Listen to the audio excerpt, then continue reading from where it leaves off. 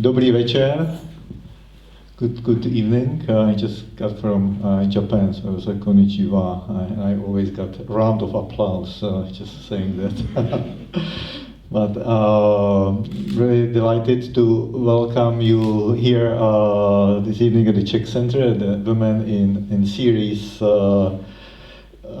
which is introducing inspiring female personalities and their accomplished professional journeys. And in today's edition, we will explore quite a topical theme of technology and AI and its various impacts on our lives and society. And I'm very pleased that I can welcome here Sara Polak, a woman of many virtues, an archaeologist, an anthropologist, as well as a technology innovator and entrepreneur whose work bridges the humanities and cutting-edge AI research.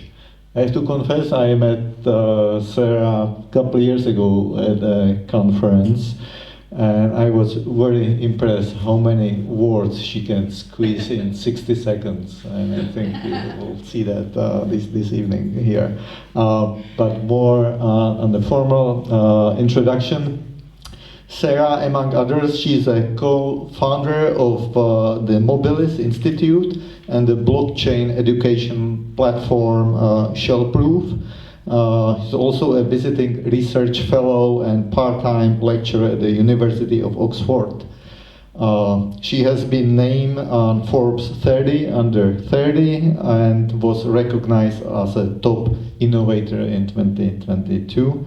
And received the Business Revolution Award from the UK Department of International Trade. She is also a co-founder of Civilisational Resilience think tank.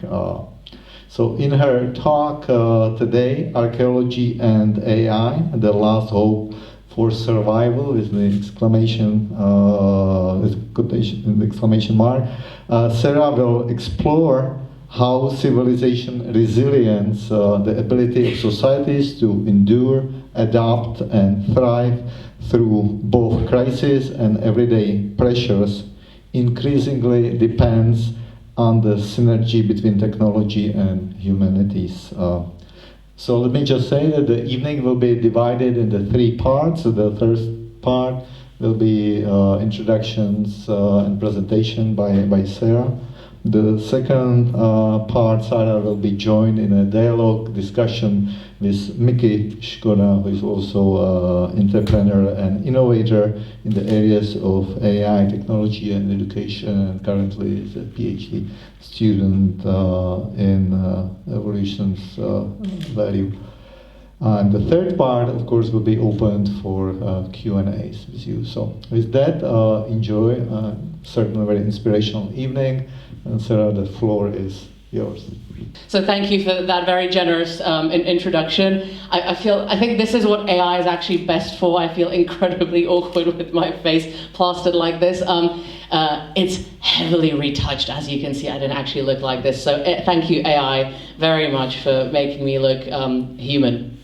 I kind of simplified the title for the presentation today, because archaeology and technology, you might think that they're two very different, very disparate worlds, but I'll show you today in 25 minutes, I'll have to speak very quickly, that they're actually very connected and that each of you can take part and each is relevant for each of yours life.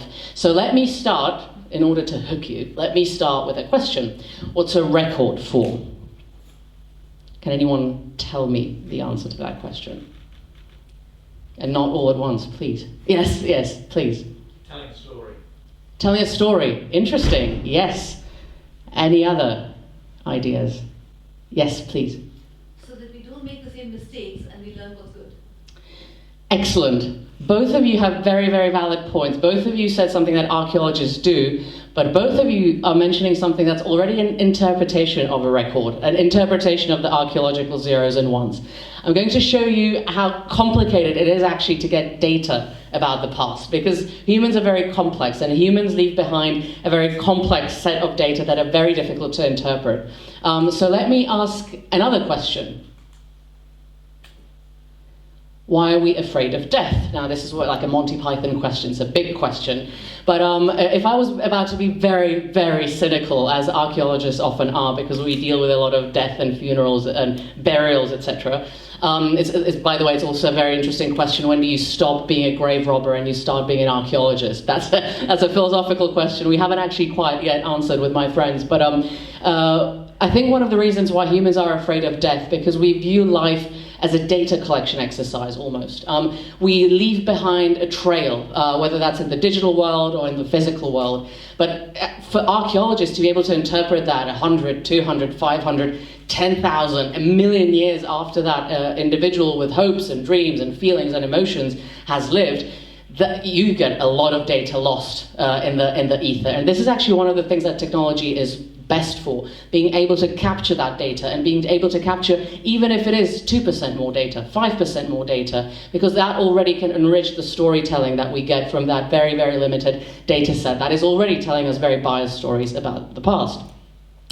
So what I do, this is just a copy and paste of my website, but I struggle when people ask me what I actually do. I'm a tech archaeologist. God knows how I came up with this, but basically I studied archaeology, anthropology at Oxford, then I stayed there for my Masters of Science to do cognitive and evolutionary anthropology, and then I was like, I'm going to work for the British Museum. And I thought that working for them for free during the summer for the Department of Ancient Egypt and Sudan would give them enough sense of reciprocity. I mean, I studied Marcel Mauss during anthropology, so I thought that, oh, they'll definitely want to hire me. And after about 10 failed applications, because I realized that I didn't have a degree in museum studies, and they didn't take me, in my savings that were already quite low as a student of archaeology were getting even thinner and thinner, I needed to kind of be adaptable and be resilient. So I started working in the tech sector, concretely in Palantir Technologies. They were a huge, kind of now a very big tech name, very kind of, they pretend to be very cryptic, but of course they're not. The reality is that they have a couple of interesting products. Half of them don't work, half of them do, but they were currently expanding back in 2013 into London from New York and Palo Alto.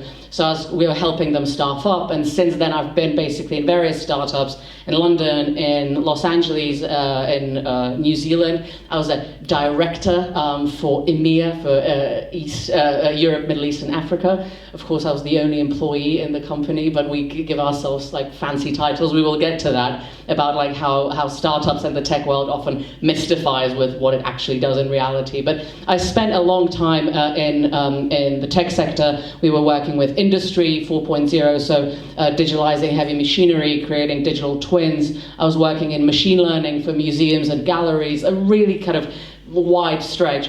But I found that no matter what tech company I was in, at the end of the day, you can program anything, but you've still got humans on the receiving end. And humans are Paleolithic creatures. And there is a wonderful quote by E.O. Wilson that I love and that I really go by, is that the problem with humanity is that we've got Paleolithic emotions, medieval institutions, and godlike technology. And I realized, and suddenly everything clicked for me, and I was like, aha, yeah, that's what I need to dedicate my life to kind of correct this misalignment between these three things. God knows whether I'll succeed, but that is definitely something that I'm trying to do.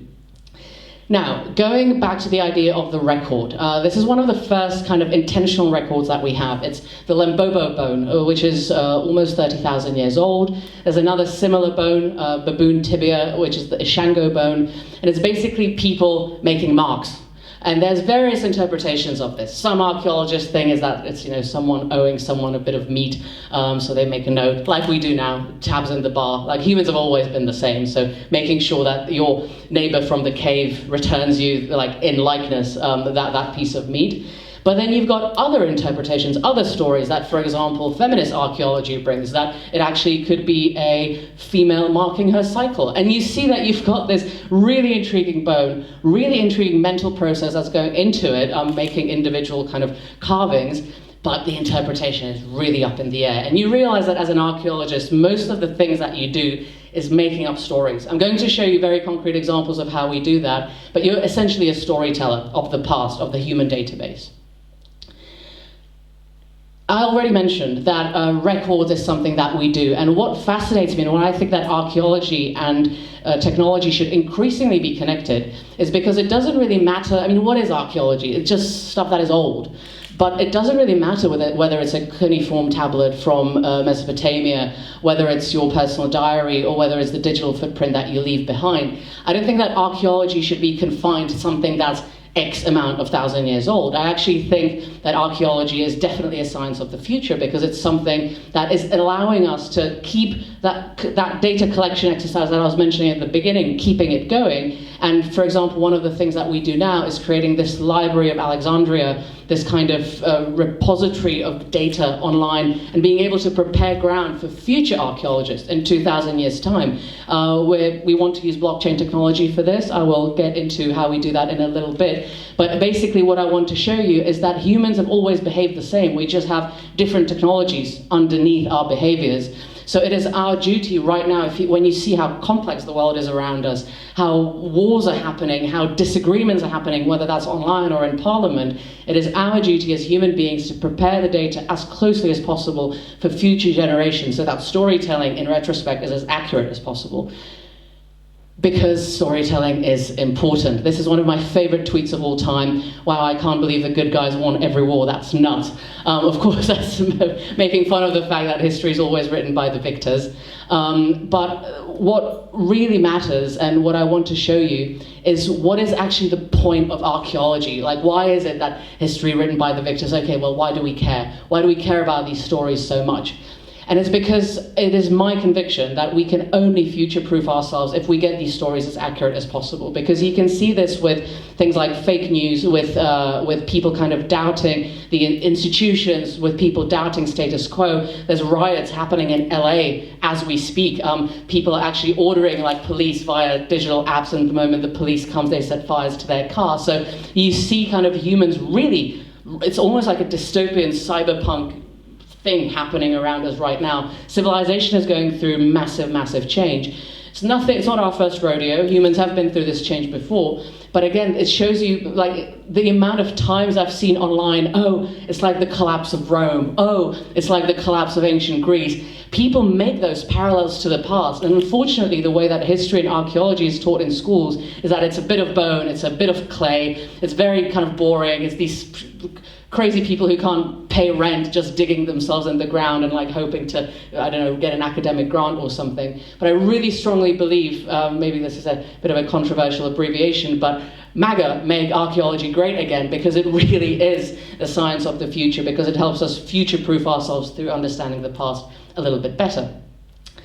Now, some of you might be sitting there and thinking, yeah, okay, I'm not convinced that history is actually all that important. And I hear this, if I had a penny for every time I heard, oh, are you going to do, what are you going to do, serve fries in McDonald's with that degree? I'd have a lot more pennies than I have from doing archaeology. But what I want to say is that we don't even realize the historical symbolism that is everywhere around us.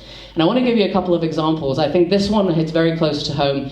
During this time, I was actually working for a startup that digitalized, amongst other things, political campaigns. Using politicians to use technology was, in and of itself, interesting. We can discuss that in the Q&A afterwards. But a lot of people miss this, but it was one of the pivotal moments of the Brexit negotiations that Theresa May went to Emmanuel Macron to debate whether the Bayeux tapestry was to be returned to the British Museum for the first time since the Battle of Hastings. Now, this was a huge moment, and the artifact was used as a bargaining chip in one of the most high-stakes diplomatic mission in recent history. So you can see how these artifacts that theoretically, the Bayeux tapestry is a bit of cloth and like not, very realistically made, but actually it was playing the absolutely highest game of politics. Similarly, when Burberry went through a massive crisis about 20 years ago, a massive kind of identity crisis, and their stocks were slumping, like Vogue refused to show them in their magazine, etc. They hired a new creative director who first thing that they did was make a beeline for the archives and take out the original adverts from for the Burberry trench coats from World War I. And by kind of putting the British heritage around the brand, that was something that was able to revitalize it very strongly. The Scouting movement, exactly the same. Just look at the amount of symbolism that is in just one simple logo. Similarly, the European Union, which is of course going through massive pressure in recent years, not only due to Brexit but also due to other internal pressures, they try to show the timelessness. They're kind of like, well, people don't really buy us anymore, so what can we do? So kind of alluding to the time when Europe was united under Charlemagne, that is something that the EU is trying to do from a PR perspective. So you can see the routing, whether that's Ferrari in their famous kind of flying ace from World War I and the braying Black Stallion, or Napoleon dressing himself up as a Roman god of war, and using the bee and replacing the fleur-de-lis that was associated with the Bourbon dynasty to show the kind of market change in the regime. You can see that all these regimes, all these kind of big symbols around us are absolutely steeped in history. So when someone tells me that history doesn't matter, you can show them this or about 1,000 other examples. So again, to really nail down the point, it is absolutely crucial that we get the storytelling right. So in order to get it right, as I mentioned, we have to have the data properly managed and properly kind of understood and also properly stored. So I like this meme because it shows you how archaeologists think of data.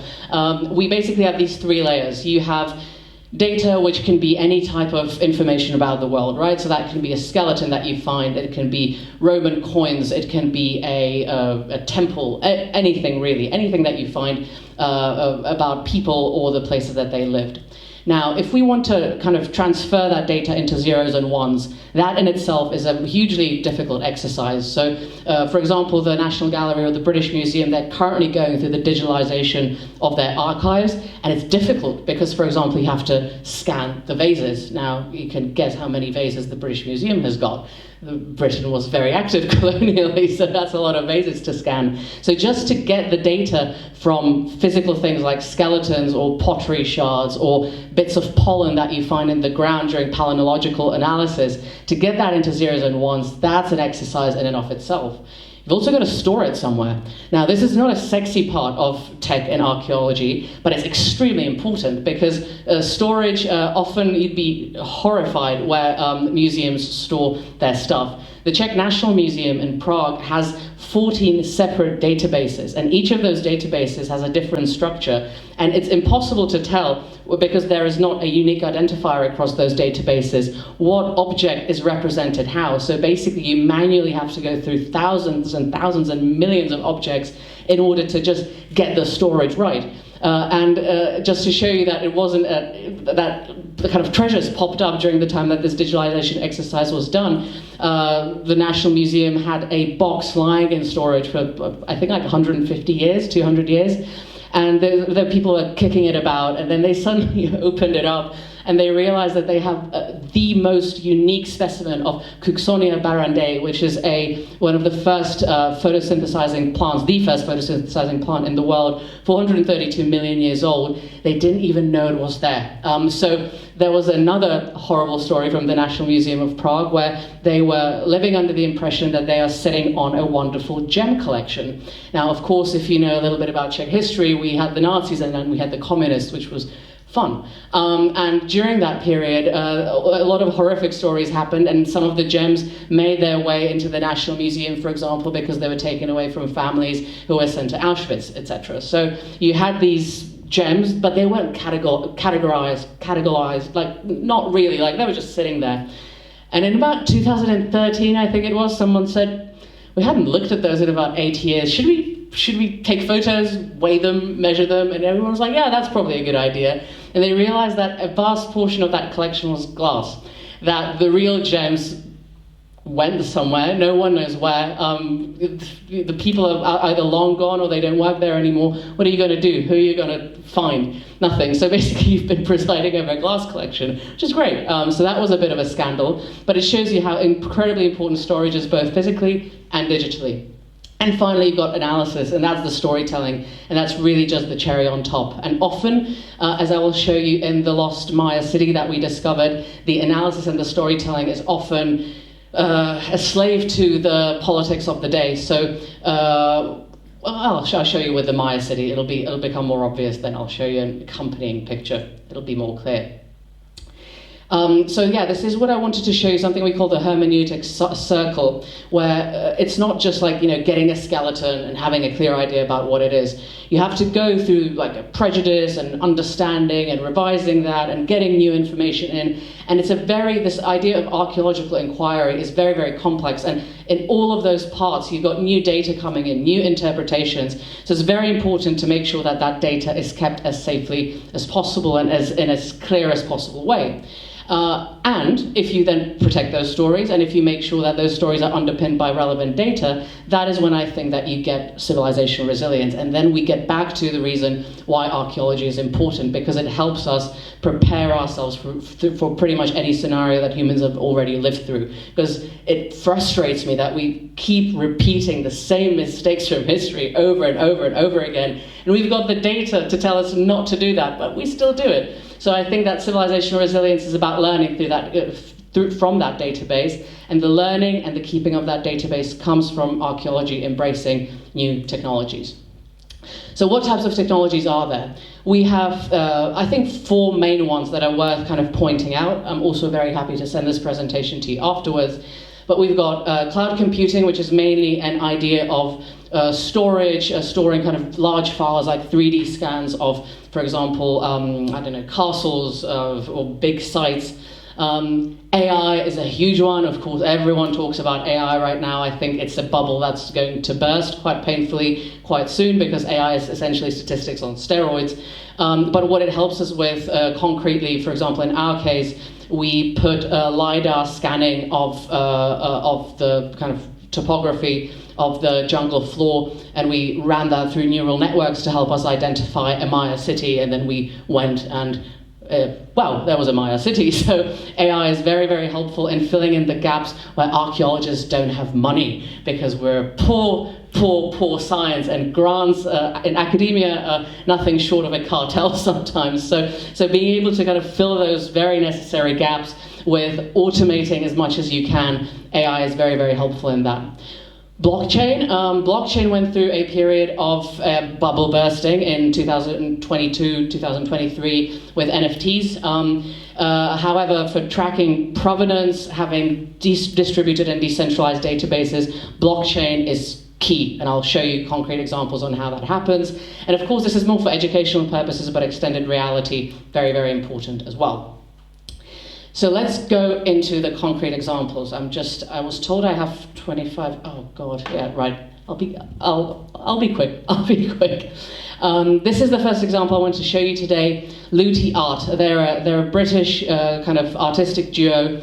Chidi started it, a Nigerian chap who was very frustrated with the return, or the lack of return, of the Benin bronzes, which is a huge deal, especially in the British Museum, which has got enough troubles as it is with this kind of stuff. And obviously you can't go there and steal it and take it back to Nigeria, that'd be illegal, but you can digitally loot it. So they go around, they use basically LiDAR that you already all have in your newest iPhones. You create a scan of the object, you create a 3D image out of it, and then what they do is they create a NFT of it, which is a non-fungible token, which is something that runs on blockchain. So it's a beautiful combination of technologies. None of these technologies exist in a vacuum. So you basically combine 3D imaging, you combine NFTs, you combine AI that helps to create these models, and then they kind of repatriate them, for example, for Nigerian artists, so they can take them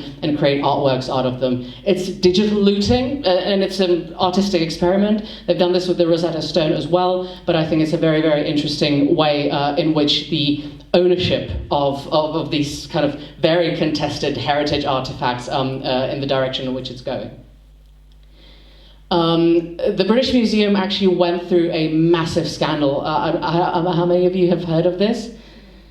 Yes, yeah. as if they didn't have enough problems. They have one of the directors of the most contested area, one of the most contested areas in the British Museum, which is the Elgin marbles and the Parthenon marbles, which is, the Greeks are pissed, they want them back. So you've got to tread very, very carefully, not take things out of unmarked boxes and use the fact that it's not stored well and not digitalized well and not categorized well and sell it on eBay. Like that's what, I don't know what was going through this curator's mind. For me, it's unfathomable. But basically you get an issue of provenance because those people bought it on eBay legally. You can't want them to return that back. That's actually the problem of the Rosetta Stone. The Rosetta Stone, the British signed a piece of paper over it, so it's British. Legally, obviously ethically that's a whole other discussion, but now the British Museum is going to take decades to get all this stuff back. There was one Roman statue that was valued at I think a couple of £100,000 and it was sold for £50 on eBay. Like it's a travesty that has happened. But it shows like how if you get the storage wrong, there are terrible things that can happen, and you lose parts, you lose chunks of that story that you're never going to get back. And for academics trying to piece that story of humankind and culture back together, it's a very important data that you're losing. So we've got storage, that's one aspect. Digital repatriation, that's another idea. This is me in a Maya grave. This is what I found. We 2 years ago we went into Guatemala, into the northern jungles just above Tikal, just south of the Mexican border. We borrowed what was no doubt a cartel plane of the Americans, probably used by the CIA to ferry cocaine back and forth in the 80s. Sorry, the CIA didn't do that. But now it's got a LiDAR box underneath. It sends laser down, and basically what happens is it's like if you throw a tennis ball. So you throw a tennis ball, it kind of goes up, down. You calculate the amount of time that it takes that. If you throw the tennis ball off the table, it's going to take a shorter period of time to get up. You calculate that time, and despite the fact that 97% of the lasers get reflected back up by the canopy of the trees, 3% ends up penetrating. You use AI to kind of finish creating this 3D topographic model, and then you say, for example, hey, look for anything that might be a pyramid from the bird's eye view. You give it certain parameters, and hey presto, we found this. It's Los Abuelos. We were actually published in the BBC recently. The whole kind of press release came out 2 years later. It shows you how glacial things are in academia. 12 kilometers squared, one of the oldest, if not the oldest, Maya city ever discovered. A hugely exciting discovery. So yeah, we're very pumped for that. And AI has helped us in a lot of ways, not only to discover the city in and of itself, but then also to create, for example, 3D models. So for example, this, which is the La Abuela, which is the grandmother, which is kind of like this cult that the pre-classical Maya used to have. We're using kind of AI-enhanced 3D imaging to help recreate what the statue might have looked like and how it might have eroded through the ages. Now, my mum asked me if it doesn't kind of, if I don't mind that it's that like AI helped us, if it's not cheating a bit. And like there were 17 types of poisonous snakes in there. There were jaguars that were walking around the camp. Like it was very, very difficult. We were there for 7 weeks. I got borreliosis. Like the leader of the expedition got some kind of rabbit plague. He had to have like all his blood like changed up. Like we were all beaten up by the end of it. So AI really helped us save that money where we would have spent maybe 2 years walking aimlessly with a machete through a jungle, and it really helped us in that regard. So it's a beautiful kind of, doesn't take our jobs, but it enhances our jobs and helps us get to results quicker. This is a combination of using blockchain and using kind of digital apps. It's a way of gamifying visitor engagement. So the amount of times that I hear that visiting museums and galleries is boring is painful, and it's a shame. So we're currently created this prototype and I'm using AI to help me with the user experience, and so I'm using AI to create the app in and of itself. But basically, imagine that you, for example, go to the British Museum, you collect a badge for getting a question right about the Rosetta Stone, then you get to the Tate Modern, and you make a link with what you're seeing there, and you collect these badges, almost like a cultural kind of scouting movement, and you go around collecting these badges, getting skills from it, and actually learning and being encouraged to return to the museums, and every time you find something new. So it's something that we're playing with, trying to really gamify the experience for visitors, but also it's an interesting financial model for museums. So we've got this prototype now that is called Culture Quest. I'm going to share that afterwards, if there's a possibility, through an email. And it's basically you get this culture passport and you collect these kind of stamps. And you can go on these tours, so like you can, for example, thematically go and see like all the Egyptian collections in London, and you can connect these experiences. So we'll see what happens. We're at the very beginning, but it's a way of using technology to help people educate themselves better about archaeology. We also create. We've also created this app for an oppidum back in the Czech Republic. This is what the oppidum used to look like. Again, we're using AI for kind of reconstruction of that area. I'm using the data that the local archaeologists have with the Faculty of Information Technology, where I teach and where I've got a research group. And we've created again this gamified app where you have gamification. You've got 3D models. You have augmented reality, so you can take a selfie with what the oppidum looks like. Obviously, nothing's there anymore; it's just a barren hill. But again, it allows us to engage more closely with the community and to make sure that they actually learn much more and in a fun, engaging way about what used to be there 2,000 years ago. We also use AI to understand, in combination with virtual reality, to understand human behavior. So this is more on the evolutionary anthropology side of things.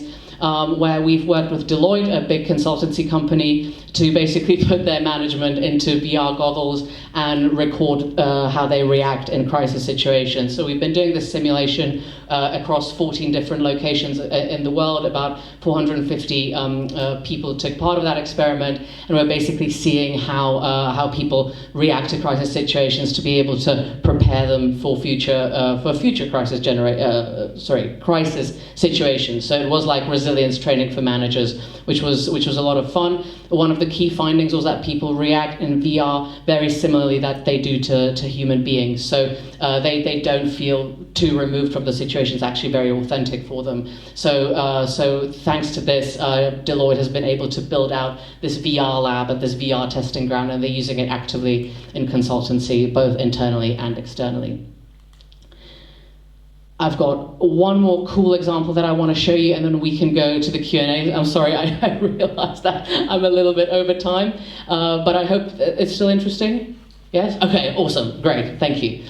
So this is a family that's very, very close to my heart personally, but also they do phenomenal things with culture back home in the Czech Republic. It's the House of Lobkowicz. They are a 700-year-old princely family. I mentioned the Nazis and the communists. Well, they stole both of their stuff. Will's great-grandfather was Max Lobkowicz, who was one of the people in exile in London when the Second World War was going on. So he was very, very active in foreign policy. And they were kind of, plodding along, fine, living their life. The Nazis came. Hitler himself wanted several of their paintings for his personal collection. So then they were recovered in the mines of Salzburg by the monuments men. So even just getting the stuff back after the Second World War was an ordeal.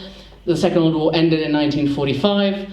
They returned back home thinking, yes, okay, that was painful, but never again. And then in 1948, the communists came and they had to escape again, emigrate to America, and everything was taken. They got some of the stuff back in the 90s, in a state that, for example, one of the theaters in one of their castles in the Czech Republic was used by the communists to store fertilizer and tractors. So you can imagine the state that it was in.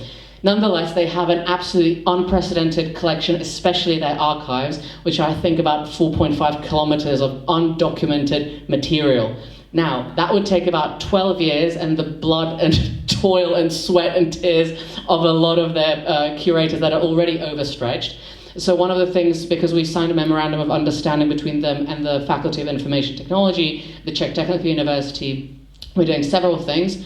We're doing the Young Curator program. We're helping them basically scale that up. So teaching kids how to be curators. One of the aspects of that is being able to see and play with 3D objects. So because obviously you can't go into the archives and actually touch them because they're very precious and easily broken. So we're creating this platform where the students can study that.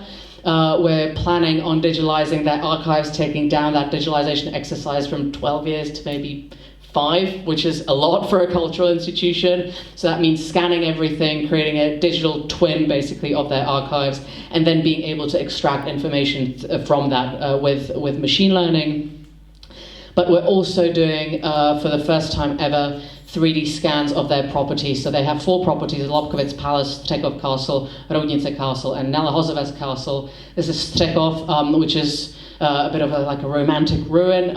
It's the first kind of 3D model that was created using this backpack that has a laser on it that shoots out a lot of points per second, and then again you collate those points and you combine them with the images that we got from drones that was flying around this castle to create this 3D map. This 3D image. And funnily enough, you all know that Notre Dame burned down. Yes. Who do you think that they went to when Notre Dame burned down to get the plans for its reconstruction? The Assassin's Creed gaming studio, because it's a studio that has unbelievable 3D images of a lot of heritage sites. So actually we're thinking how to use it because we've got the 3D scan, but what now? So one of the next steps could be educational purposes, put it in an app. We're thinking about it, create an open source model for people to kind of then 3D print, for example, in schools. We don't know. But one of those avenues we're thinking of taking is the gaming industry. Now, let me just, I've got a couple of memes, but I think that's flogging a dead horse a little bit, because they're very niche memes that I enjoy, but I'm not sure that the general public enjoys. But just to show you, archaeologists have really tried to push the envelope when it comes to modern technology. So actually back in 2017, the first archaeological blockchain was founded. So archaeologists really have been at the cutting edge for a long time. The people and the general public just doesn't realize it. The problem is that there's not enough money and not enough of a interdisciplinary connection with the tech community to actually make that scalable. It's a couple of freaks like me and a few others who are really trying to push this and really trying to push the narrative, actually often amongst the general public than anyone else. But what we need are 3 things from the tech community. And I ask this basically of any kind of tech partner that we talk to. We need really easy user experience. If we want to educate people, we need to make it simple. A lot of those databases, etc., are very complex. There's a very complex adoption of especially the Web3 technology. So we need a really simple UX interface. We need to be able to discern, and I think that humanities students should be taught this from a university level, what is a scam and what is a solid solution, because there's a lot of, pardon my French, bullshit out there. You've all been to London Tech Week. London Tech Week is awesome, but I wonder how many of those companies that are there are actually real companies, or how many of them just have a website and a domain, because we've got that with our startups. So being able to really discern what's a technology that's going to help and what's a technology that's just a PR move is very, very important for this line of work, because you're dealing with humanities heritage.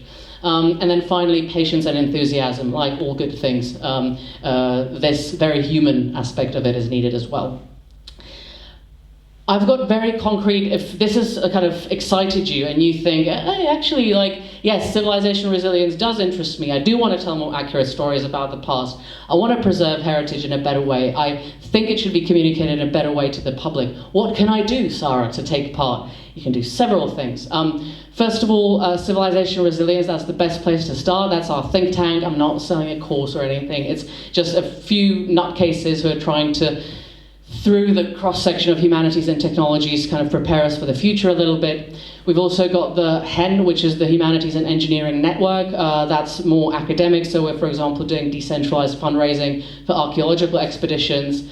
I'm part-time teaching, just very informally, at Oxford, so I'm trying to, right now, prepare the basis for an option paper for archaeology and anthropology students in the tech area, so any help on that, any cooperation would be hugely appreciated.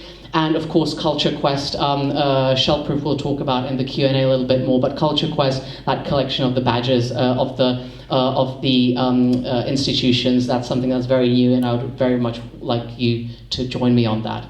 So if anyone's interested, this is the direct link to Civilisational Resilience. If you want to join, please feel free to join. I can put this slide up again later. It's a Signal group, so you won't see any of the history. But I will fill you in. There's a little kind of README at the top, and you can contribute. It's very open source, very kind of open-minded. So I hope that you enjoy that. We're currently preparing a card game about what it is to be civilizational resilient. So we'll be very happy to hear your thoughts on that.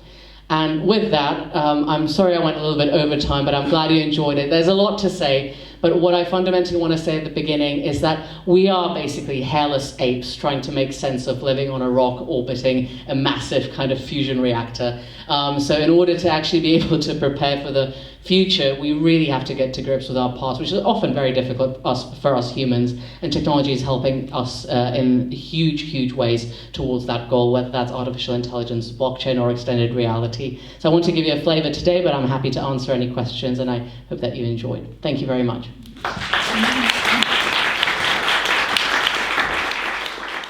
You had an amazing talk for exactly 25 minutes, which is great. I get so excited. and I have this honor and opportunity to host you in this discussion. And I remember it's been a few years since I've hosted you and moderated a discussion with you, so it's a privilege for me. And I have many questions, obviously, but I think since the program was originally set to me asking a few questions, and then maybe Q&A, I think we'll merge it today.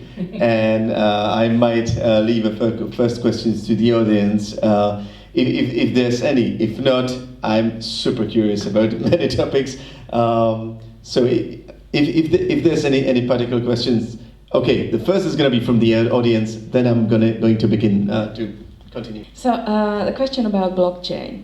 So blockchain was created to track down a cryptocurrency, which is a completely made up thing, doesn't exist in the real world.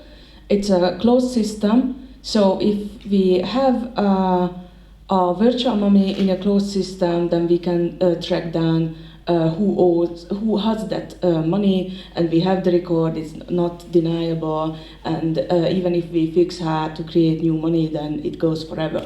Brilliant. But archaeology is something. These are objects, real world things, memories from the past. The blockchain technology doesn't solve the problem how to put real life data into the system.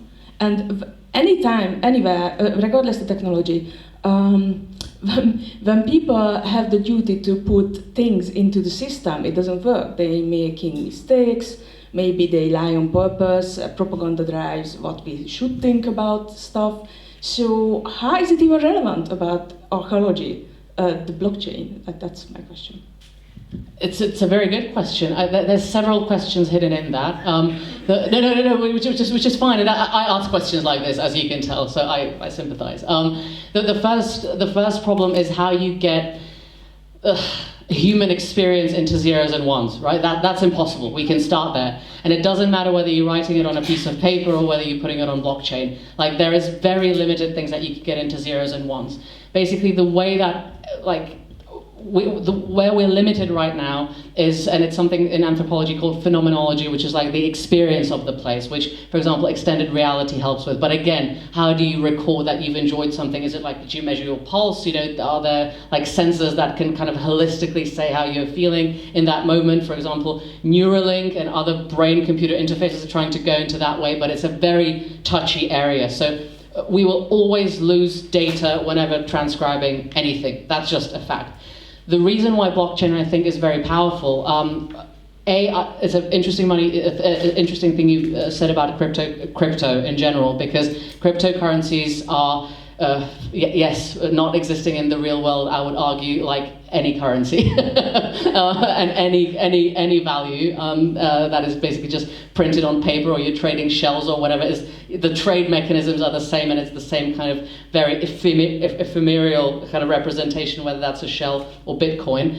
But the reason and the philosophy of blockchain was that it's an answer to the centralized systems and the centralized data of, for example, Web 2. So the problem that we have right now, we've got maybe a few tech giants that are controlling algorithms, that are controlling decision making. Someone decides to switch off TikTok, Meta, whatever, it's going to happen day to day. The thing about blockchain is that A, it can't be changed, which for historians is great, because like that famous photo of Stalin when he was slowly editing out all his compadres until it was just him. That you can't do that on blockchain, which is great. So even if you lie, or if you're intentionally malicious, or you misinterpret something, that record is going to be there forever, because the nature of a blockchain database is that it's non-changeable. So I actually think that's a good thing, for a mistake to be there forever. The second thing is that it's not owned by one entity, so it's a completely distributed database. So right now, for example, what I came across when we were doing machine learning for museums and galleries is that an IT guy would create an internal database for a gallery, and he'd be there for 15 years, and people would kind of consider that that's part of the system, and he'd go and he'd take the database access with him. That's all the data that you've had there for the last 15 years, down to one guy's mercy whether he gives you the access codes or not. Again, that's not something that can happen with blockchain. So I think blockchain democratizes access to data more, makes it more transparent, it takes some of the bullshit away, but the fact that you're losing interpretation and you're losing things like human experiences, absolutely, but that's with any type of data, and that's been the struggle of archaeologists ever since the 19th century when the discipline started. Sorry, does that answer your question? Yes, okay, all right, we can chat afterwards. Thank you. Thank you so much for the amazing question, because I couldn't get a better question from the audience to the beginning, because my first curiosity was pretty much towards the beginning of your presentation, where you explained, or actually you asked the question, why is any record important? Why do we do that? And you started your answer now with the blockchain, because my question was, okay, so you uncovered why the past is important, why the technology is not just digital stuff of today, why is it connected to human needs and to the past, but I guess one of the outcomes of today could be some hope for the future. And my question would be, okay, so if we now understand why the recording of anything is important and was important, and understanding it today is important, how does it change now? That's my question. How does recording things, or things in general, historical events, if we can call it like that, how does the recording change today? How should it change? And since we see that there is much more, every 2 years, there's twice more data stored in the world, in the internet right now, then till that year, we see that it's exponentially growing, the amount of data we store and we record. So how does it change, and what does it mean? How should we, as future archaeologists, look at that? What does it mean for us? Yeah, that's a great question, and I'll send it if there's a way to send resources afterwards. I will. I was recently at a conference on Ethereum, which is one of the kind of main cryptocurrencies, but it's also an ecosystem back in Prague, and there was a really interesting discussion going on between Vitalik Buterin, who started Ethereum, and Tim Berners-Lee, who started the internet, and actually they shared a very similar philosophy in that we're now getting to a stage where, yes, we've got the layers in the ground that archaeologists study, but we've also got layers on the internet, and you've got websites that have been changed, websites that have been forgotten, comments that someone made when they were 14 years old and they left somewhere. God knows what my digital footprint is, I don't even want to know. And for a British audience, if you, for example, saw, how many of you know The Thick of It, the series? Yeah, okay, well, The Thick of It is a series from politics, and I spent, unfortunately, quite a long time in politics. And one of the biggest blackmailing leverages is, showing this grainy Polaroid that you took of your political rival in the 70s at uni. Politicians in 20 years down the line, can you imagine the type of data that's going to be whipped up against them? So we're completely changing the way that a human's life is being represented. And I think that we're starting to represent things like that we don't consider important, but that archaeologists in 2,000 years will. So things like, I'm feeling sad today because I had to go to Sainsbury's again. And if you write that status enough times and then you have some kind of like generalist AI that can analyze those statuses, you can realize that actually humans were probably really burned out because the acquiring of food and going to the shops and then cooking was something that used to take us a huge amount of like civilizational energy to actually do. So for an archaeologist, even a throwaway comment can be really interesting. We see this in Pompeii. That was a tragedy for them. It's a big win for archaeologists. And the hilarious thing is, the most interesting stuff for us is like graffiti. Claudius, you suck.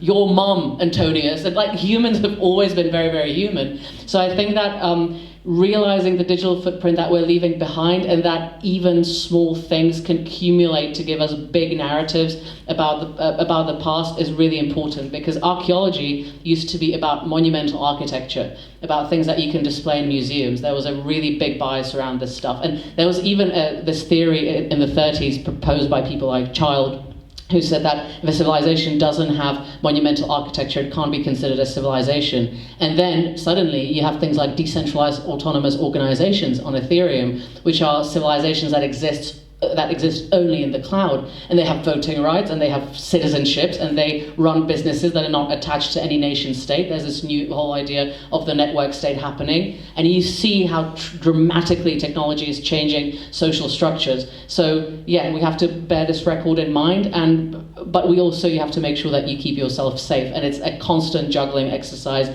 of leaving behind some kind of a, let's say, authentic digital footprint, but also knowing that every piece of that data can also be used by hackers that can use that against you. And I think that's a very, very difficult game to play. I don't have an answer to that, but yeah, the nature is definitely changing. Yeah. Thank you for the answer. I'm thinking, and correct me if I'm wrong, and I'm probably wrong in this, but if we talk about recording stuff, so far, education was pretty much applied recording. Education so far has been about transfer of information, which is probably not anymore. It's about guiding in the world of information, where information itself is quite necessary, but it's still quite the cheap part of the education today. So my question, and yeah, as I said, correct me if I'm wrong, even in the question itself, but my question would be, okay, so now we are leaving a huge digital footprint. We have a huge amount of information. It's going to be even bigger. In 2 years, and I can't imagine what's going to happen in 10 years. But if we consider education as something where we leave behind information track to our children or to our friends, it doesn't necessarily have to be like adults to children. How does education change in this perspective from perspective of leaving some track record of stuff that happened, that we already know, that we generate? How does it change? How would you change it actually? Yeah, so I'll talk about the education of archaeology and history, right? Let's start there, because education is a huge topic. The way that archaeology started was, it was cabinets of curiosity, and it was when the aristocratic young men would go around Europe on grand tours, and they would collect artifacts and STDs. And depending on how much money they had, they'd go on like either a grand tour through, I don't know, to Paris or to Venice, or they'd go as far as Jerusalem or as far as the Egyptian temples of Abu Simbel. And the reason was to record all that data and then bring that data back, synthesize it, and learn something from it, right? So then they would usually go into politics, for example, or public office, and if they knew how to speak French, or if they knew how to speak Italian, or if they knew the basics of the Roman Empire, they might be a good ambassador, or they might be a good, viceroy of India, or like what have you, because they can speak the spiel at dinner parties, essentially, which is what I say archaeology is a degree of interesting dinner conversation.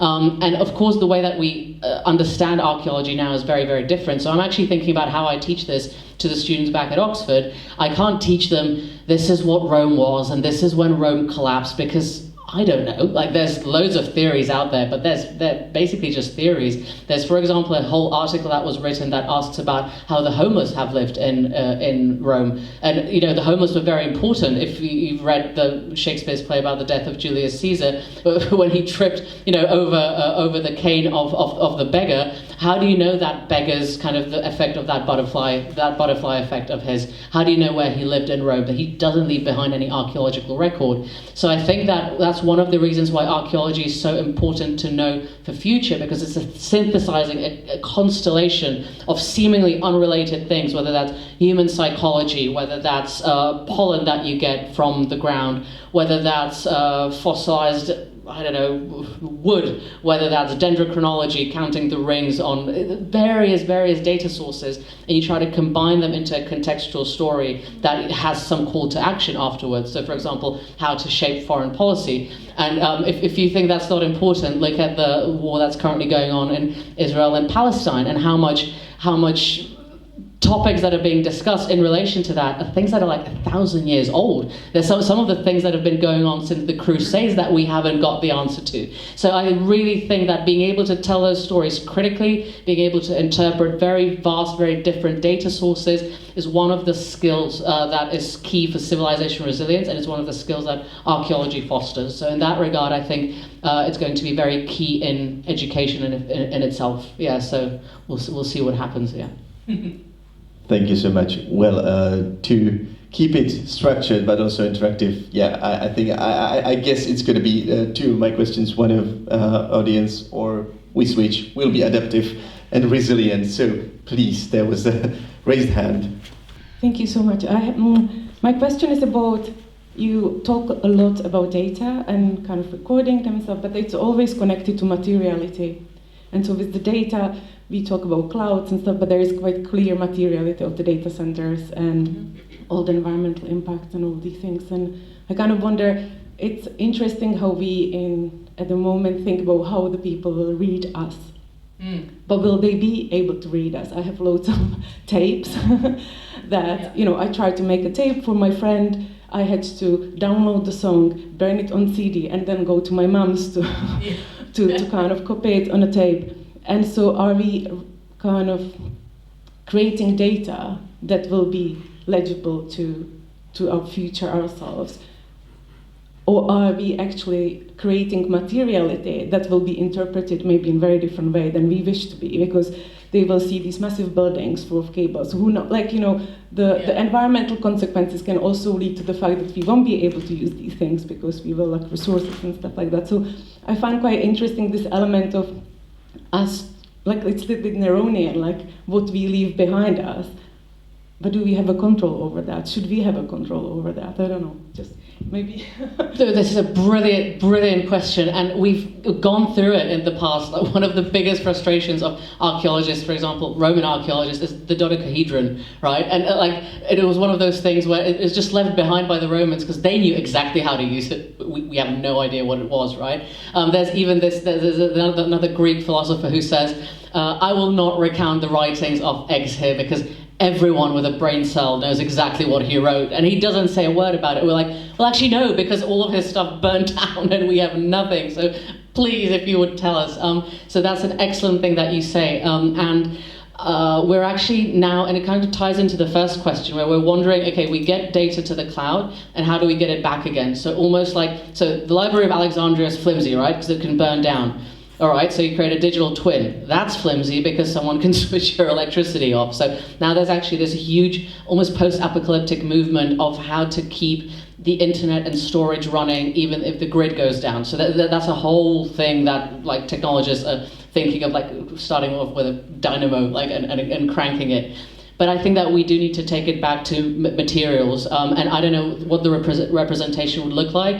If it's like when we try to communicate with the aliens with that little golden discus, and we try to create this universal language and diagrams that were mathematically backed, and that we thought, okay, we've been pretty clear here, even an alien life form would get it. So creating this form of data Esperanto, where we create a universal format, it's a very difficult question because zeros and ones are just one way of representing these things, and if you switch them off, then what have you got? So I think some form of hybrid storage, definitely, people are experimenting with, for example, 3D printing Wikipedia right now. So there's a lot of efforts, but they're very, very fragmented. I was talking to about this exact same thing with Tim Berners-Lee when he came to the conference. And that he recommended a guy, and I can't remember his name, but again, I'm happy to send it afterwards. And he does, I think, archive.org, and he's basically creating this like very complex archive of the entirety of the internet and categorizing it, and then representing it, printing it out again. And he has both physical archive and a digital archive. So there's various experiments going around with that, but definitely not a resolved question, but a very good one. Thank you. I have a real challenge around this idea that there will ever be a completed data set.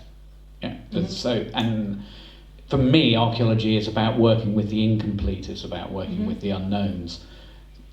So why do we want to try and create something that's complete, where actually the enjoyment is the gaps, is the fact that we've got this occasion and we don't know. And that, for me, that makes it almost a universal object that anyone can join in the conversation about what it might be. Oh, completely. And I'm sorry if I misexplained myself, but the beauty of archaeology is that the job will never be done. And we don't want it to be done because we'd be out of a job, and the whole Indiana Jones vibe is great. Like when you don't know, it's exciting. You've always got a treasure hunt ahead of you. But no, this is more, actually let me compare it to, again, might not seem like a straightforward comparison, but when I used to work in industry, and we would go there and we would listen to machines, and we'd be able to predict with AI when the machines are going to break. It was called predictive maintenance. And they would tell us, are you going to be 100% correct with this AI? And we said, no, we might be maybe 80% correct. And they're like, well, that's not good enough. And I told them, well, you're 40% correct now. That's a 40% increase. And yeah, it's not perfect. We're not even aiming for it to be perfect. We're just aiming for it to be a little bit better, because that's already saving you millions of euros per year. And I think we're in the same position with archaeology, where we can never, as per my answer to the first question, never get a complete data set, never capture the complexity of things like free will, human emotion, what you were all feeling during my presentation today. Oh my God, that's the best presentation I've seen in my entire life. How are you going to record that unless you're at a status about it? No, but I'm joking. Like, no one's going to see into your heads, and in 500 years' time, no one will be able to recreate this from a data perspective, and that's good, because that keeps the magic and that keeps us guessing. But even just having it a little bit better, and not having hundreds of boxes in the British Museum cellars that are unmarked and that have been lying there for 300 years because there might be something exciting hiding in there. I think we're almost on a new digital treasure hunt. So it's kind of replicating the treasure hunt and that excitement just in the digital realm, and I think that's great. Hi there. Actually, that's a good question, because that's a segue to what I wanted to talk about, is your view on how AI will really help us in the future. You mentioned it sort of finds the gaps. And I always thought of it as like it's a 1,000-piece jigsaw. We've got 8 pieces. AI will probably point us in the direction to get to 80. But it's that, how do we get there? I'm not interested in so much the map. I want to know everything. I want to see, what's your view and where it will take us? Because it's, even the last, 3 years, it's just been unbelievable. Yeah. The shift. So how do you see archaeology specifically utilising it to sort of really understand things? Yeah, so honestly, like, this is a very prosaic answer, but like giving archaeologists more freedom and more tools. So I'm an archaeologist who has a research group at a technical university, and sometimes I need help because I can't program at all. I could say a little bit, I can't, I'm terrible. And so many times I'll go to my tech friends for help, and I say, look, I need to program this app, for example, the UX of this app, or I need to create a 3D digital model of this castle. Can you please help me out? And they'll be like, yeah, they'll be like 6 to 8 weeks. And it's waiting and waiting and waiting. And like, academia becomes so complex that you don't know what you don't know, and you cannot teach yourself a million things. So actually, for me, just very simply, AI is an enabler, where I'm actually suddenly able to do a lot of these things on my own. I'm able to program my own app. I'm able to create a 3D model. I'm able to play with the model. I'm able to take the model apart. And suddenly that frees up my hands so much. I'm able to become a whole new type of archaeologist. And there is actually a new degree of archaeology that's emerging called space archaeology. It's being kind of promoted by Dr. Sara Polak, and she's using Google Earth and kind of satellite imagery that has traditionally been used for things like to track cattle migrations in sub-Saharan Africa, etc. And she's using that to isolate, like we have with the Maya city, archaeological locations in difficult to access regions. So for example, like the middle of Egypt, which is like a military zone, and they don't want you wandering around there if you're an archaeologist. archaeologists, but satellites do flyovers, and they discovered, I think, 16 pyramids like this in the last 10 years. And again, you might think, oh, but that's making the archaeological inquiry too quick. That takes the excitement away. You still got to go and dig it up. So trust me, as someone who was almost bitten by a very poisonous snake with 5 hours to the nearest hospital, we've still got a lot of work ahead of us. But yeah, it frees up our hands and allows us to become these completely different beasts. And for me, that's awesome. Our Paleolithic minds are both a savior and a curse in that, because evolutionary theory like Barrett 2007 wrote this beautiful thing about religion, that is this just emergent property of the fact that we have symbolic understanding, because we're pretty crap as hairless apes, right? We can't run very fast, small teeth, no claws, so we've got to think ahead, right? But when you start thinking ahead a lot, you get a huge space for abstraction, and then that abstraction can materialize itself as any form of deity. And we're actually at a point where we're making deities out of AI, because it's so human, so it's such a parrot that we're very easily fooled. So there's people who take AI as the next god, so humans are not that difficult to trick. But thankfully, we're at the same time, we're such a schizophrenic species. We're like allergic to change. So this is not necessarily AI, but this is more the effects of blockchain. I was talking about the network states, these new decentralized model of statecraft, and basically the fact that nation states, as we know them, are dying. And I was having a talk about this the other day in a bank. Fair enough, they weren't too receptive about crypto, because that's basically putting an end to their business. But there was this guy, there was people who were enjoying it. There was this guy in the first row, and he started shouting, and he was like, what do you think? You think Czech Republic's got to fall? I was like, Czech Republic didn't exist 40 years ago. Like, what are you saying? So as archaeologists, and that's going back to the stories, as archaeologists, we've got like, you think being a nuclear physicist is difficult. We've got this live plutonium in our hands, where we're trying to give clarity to people about why some mechanisms in society are happening, and listen, this is why wars might happen, or this is why Gaza is such a big problem, but then communicating that at scale and communicating that kind of sensitively, that's very difficult. And actually that's where AI helps as well, because sometimes we get too bogged down and we cannot escape the rabbit hole. So for example, I use Grok a lot for because it's got a really good kind of emotive streak, and it's good to chat to, basically. And I use it AI model, yeah. And I use it because I always write my, as you know, I'm a bit ADHD, so I write my long kind of essay into it, or all my thoughts, my Shakespearean kind of stream of consciousness, and then I say, can you communicate this simply, please, in 3 sentences? And that's a lifesaver. So I think AI can help us communicate these very complex and touchy topics. You mentioned a while ago that you think AI is a bubble that's about to burst. What did you mean by that? Good question. I like that. Oh, someone's listening. This is good. I got to be careful what I say now. So one of our closest friends, again, someone I very much encourage you to read up on, Tomáš Mikolov. It's Mikolov. He's actually the father of the modern language models. He thought of them back in 2008, then he went into Google Brain, then Zuckerberg hired him into Facebook, and he looks like a character out of Lord of the Rings. He's a wonderful human being, very kind of to the point. And some of the stories that he tells you from Silicon Valley and the politics behind AI, something I would compare it to as if you've heard of the current wars between Edison and Tesla, the amount of the politics that used to happen there, the fact that Edison was this very kind of virtue signaling person who used to give a lot of money to the suffragette movement and kind of waltz around the White House, but at the same time, there are these theories that he, for example, had Tesla almost burnt to death when he set a fire in his lab.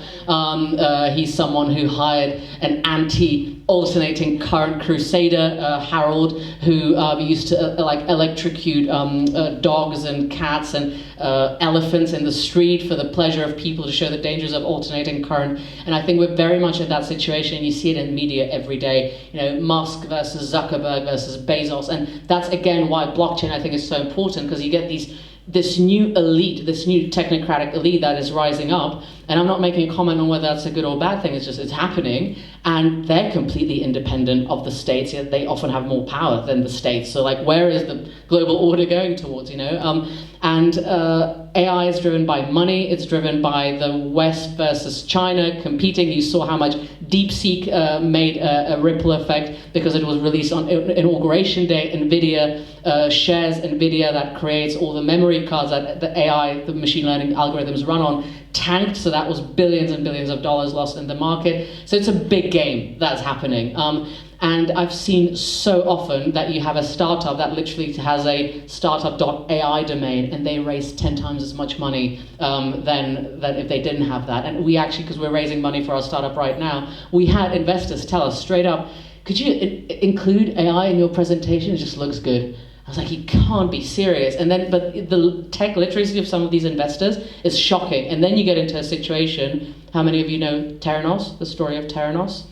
Where Elizabeth Holmes raised a 16th of Georgia's GDP on a non-existing product, and she's now in jail, but her boyfriend's raising money for another medical startup, hilariously. So it's a big networking BS game, and there was a huge scandal that happened a few days ago that was Builder AI, which was one of those rising giants, right? $1.5 billion valuation, 700 underpaid Indians in a garage that were being exploited, creating those apps when they claimed it was an algorithm. So it's a big bubble, but with huge ramifications for the job market and national economies and national security. And when people realize that it is literally just maths on steroids, it could tank quite a few moods at least. So that's what I was trying to say, yeah. Thank you. That was a really very interesting speech. Thank and you. Lots of really great ideas. I want to go back to the idea of blockchain. And my question is, like, I'm also an artist and I'm also in finance. Mm-hmm. So my question comes from the idea that I explored the idea of establishing provenance of my paintings through the blockchain. Mm-hmm. But I came across a stumble, which I wonder how you how you overcome that problem. So let's say I have a Rosetta Stone there, and I digitalize it. Mm-hmm.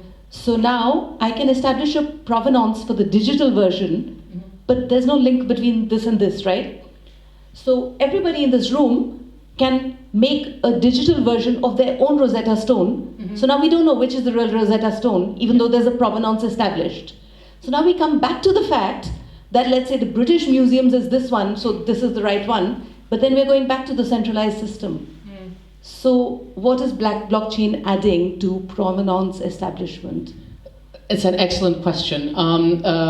This is, again, several layers to it. I think this was one of the reasons why the NFT bubble burst, because it's a great thing, but again, if you've heard of the tulip craze in 1637, when one bulb of a tulip was worth more than a house in Holland, and then people realized, wait a second, why? And started asking that question, the whole tulip market tanked. So that's exactly what happened with NFTs. I think the moment you use it for monetizing something, that's when the problem starts. What, for example, the House of Lobkowitz does, they have a brilliant system called proof of patronage. So it's like adopting an animal in a zoo, but instead of adopting an animal in a zoo, you adopt a painting. And they take photographs of how that painting is being restored throughout, and they come in as kind of individual NFTs. And for example, during one of those restorations, they came across this unseen gaze where they did a scanning, and they realized that there was actually another being in the painting that was painted over. So that's not something that you see with your bare eyes, but something that's a scan, and then you can put that on blockchain. Blockchain really is just a timestamp. The moment you try to monetize that, then you've got, I've got loads of friends who work in like the crypto community, and they've got this very simple flow chart for when you should use blockchain. Should I use blockchain? No, right? So yeah, it is redundant in a lot of ways, but even that timestamp, I think, is, if nothing, proof of thought. And proof of thought is very... Sorry? Yeah, but like then it's a matter of, for example, who came first. So that it becomes useful in, for example, science, and we're using that in the humanities engineering network to bypass patents, which have become very expensive, prohibitively complicated bureaucratically, and especially in somewhere where development is happening fast and where you can't patent it, like software in Europe. Having a proof of thought, like my friend Tomáš Mikolov in AI, he thought of those models 15 years ago. Do you think anyone in OpenAI comes and says, thank you, Tomáš, for creating the backbone for the entire AI industry right now? No one bothers. And it could be just a very simple line of code that says, yep, I thought of this in 2008. So if you use it for that purpose, then great. If you use it as a mindless money collecting exercise, which I'm not, of course, not suggesting you do, but some artists have gone that direction, then it's a scam. Yeah, and unfortunately, that's why there's the words scam and blockchain are so often associated these days. My question is that, so you mentioned that humans just tend to repeat the mistakes. So archaeology is great. We are improving that. We are improving the data collection. We are improving analyzing the data. But zooming out and just looking at the whole picture, how do we make people not making that many mistakes again, like previous generation did? Or is it lost cause?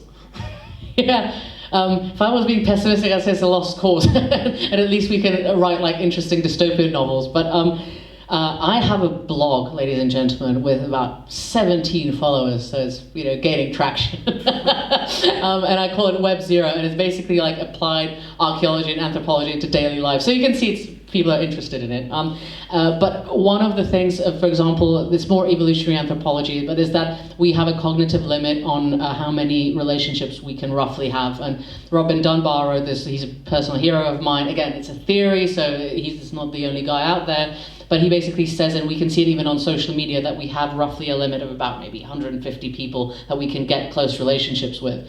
And companies who've adopted that, like Geox, for example, like Spotify has created these the tribes of their software engineers, and they've created these guilds. And basically, if you have these small targeted groups that are very informal and very agile, you can actually have a much more resilient organization that you build. So it's taking these grand theories from, say, anthropology and archaeology and identifying, okay, a small organized group that passes information quickly is going to survive much more likely than a big disorganized group, and then applying that in practice. So the whole methodology of agile in business, for example, is very much rooted in evolutionary anthropology. So that's just one of the examples. Another thing that we work with a lot is that the correlation versus causation, right? So you mentioned religion, so we have a very pattern-seeking brain, and sometimes we seek things that prove our point, right? So actually having just a verbal exercise at the start of a meeting,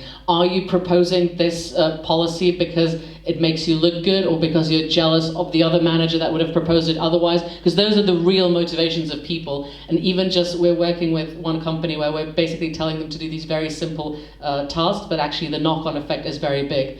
Another important thing is gamification, so simulation of certain high-risk situations. And we're currently talking to a big kind of phone provider, and we're planning on doing a D&D session for them, an ongoing Dungeons and Dragons game, where basically they take on these roles, and we create this utopic system for them. But by basically testing it in this virtual world, they can try what it would be like if they made a high-risk decision, which is something similar that we did with the VR for the managers in Deloitte. So these are various things where we can take it from theory to practice, and it works with mixed results. Thank you. A question about the creative arts. Me being a musician, I'm a bit worried with the current trend that you have just companies using everything what's online to create their training models for example, I don't know if you heard about Suno. Mm-hmm. You basically just prompt what you want to create, and it will create you any track in any style, without the compensation for an original artist. What's kind of curious that AI is so good in creating country music or pop music because it's very generative. So it's finding those patterns. But the thing what is insane, that already Spotify is ripping off independent artists, because if you're there are 150,000 tracks a day. So they got deals with the big companies, top 5, and just the big artists are getting any revenue. And everything what you just put online, it's basically you got no income from it, and you are being used as a free training model. Basically, you are the mice in the laboratory now as you are being creative artist. It's not just the music, it's anything basically what you put online. So how you can protect yourself against being used as a training model for AI? Yeah. So you can't at the current state of things. That's the first thing, because you're basically trading exposure for social capital, which you're then hoping to put into financial capital, right? I really encourage, because especially art's a very sensitive topic for humanity, the singer Kaiser, she did Hideaway a few years ago, and she's an independent artist, and she was trying to be poached by Columbia and Universal, and they're mafia, like long before AI, like these like big labels, they are these blackmailing organizations that like grind you down, and she has basically wanted to go on her own 2 feet, and actually AI, like for us as archaeologists, want to like freeze our hands. She's been able to use AI basically to replace her production team. So like it's a trade-off that like the stuff that Columbia or Universal would have dangled as this like carrot, come to us, sign the contract, we'll give you all these tools. She was actually able to get those tools for free, but of course the trade-off, yes, absolutely, she still like is a trading model. Edison used to do that with students when he would take them for free internships and then steal their ideas and patent them as his own. So it's something that humans have always done.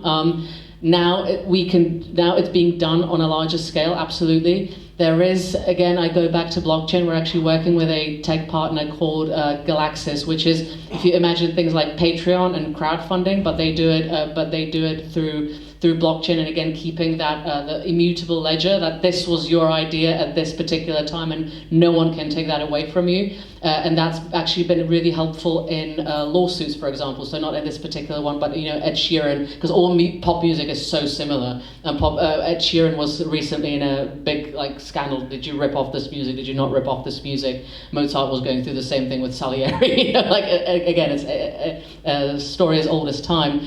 But blockchain at least gives that, not complete, but a little bit of extra transparency and kind of returns the dignity to independent artists a little bit, I think. So that's one thing that gives more of a backbone to these communities, and it gives much more of a record, but of course it is difficult. But I actually think that a lot of what these big names like Universal or Hollywood filmmakers were providing was the infrastructure and was like having access to the tech. Now that tech is free for everyone. So I think that actually in numbers people will outnumber these giants, and they will tip the scales in their favor eventually, and tip the scales of those monetization models as well. I don't know. That's maybe I'm too optimistic.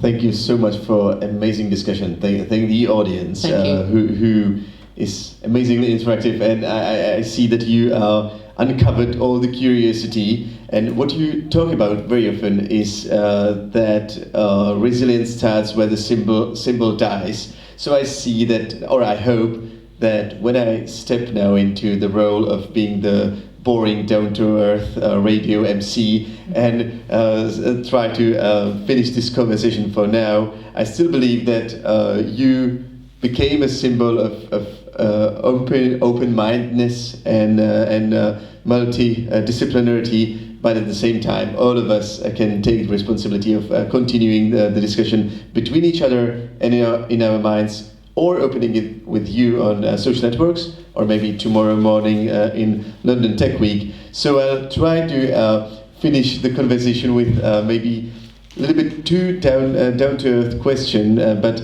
seeking for some outcomes that we all can take out of from that. And I see that you cover many topics, not just scratching the surface, but actually pretty deeply, and I see that it opened the curiosity.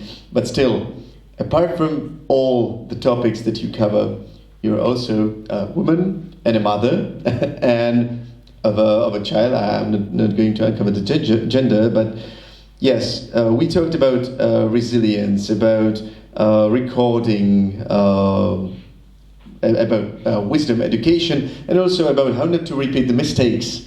And so the down-to-earth question, unfortunately the last one I'm going to ask today in this discussion is going to be, are there any 3 things that you personally, not saying to the others what they should do, but what you're personally going to apply to your child not to repeat the mistakes, or how to change the education, or maybe what to learn from the tradition, maybe what to repeat actually. So if there would be 3 things that you take personally, Yeah. The universal answer to all of life's questions. Yeah, to be honest, like having a kid, it puts everything into perspective.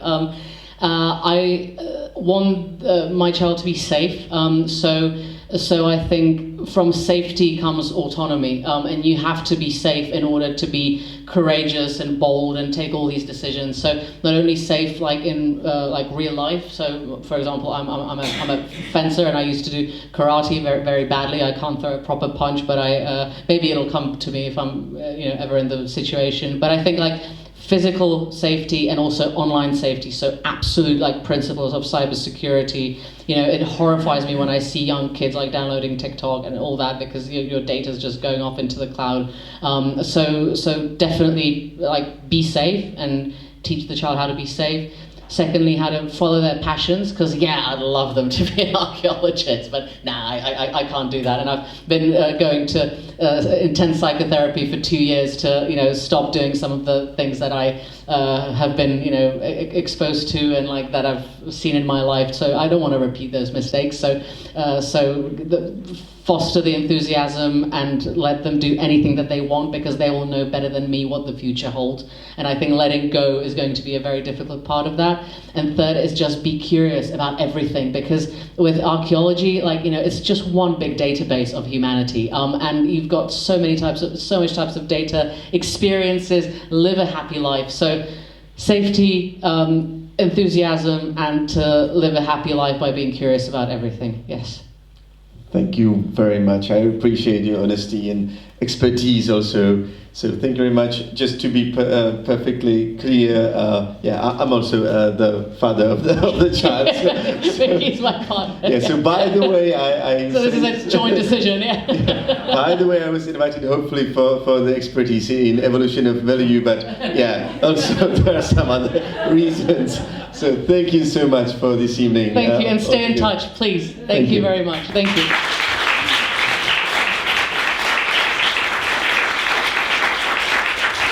So as you can see, the best at the end, definitely the secrets being revealed, not necessarily by AI, but again, I think it's been quite fascinating evening, a number of different levels, making the archaeology quite attractive field, and perhaps you might have quite a few new archaeologists here. So again, it's a big round of applause to Sara and Mickey. Thank you.